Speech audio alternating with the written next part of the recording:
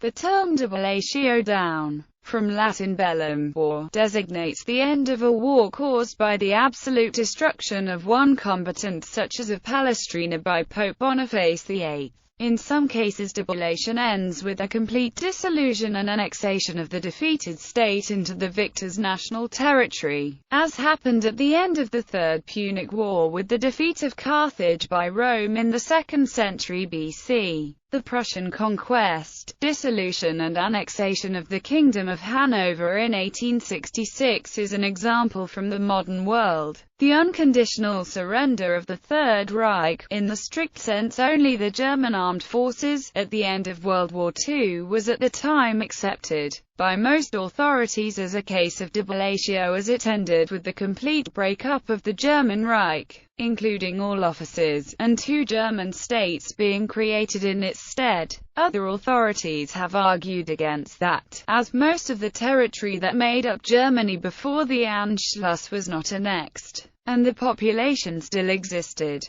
The vestiges of the German state continued to exist even though the Allied Control Council governed the territory, and that eventually a fully sovereign German government resumed over a state that never ceased to exist. The Federal Republic of Germany sees itself as the legal successor of the Third Reich. Similarly, the breakaway state of Tamil Eelam, which once controlled much of northern Sri Lanka, was completely destroyed at the end of the Sri Lankan Civil War in 2009, and all of the leadership killed.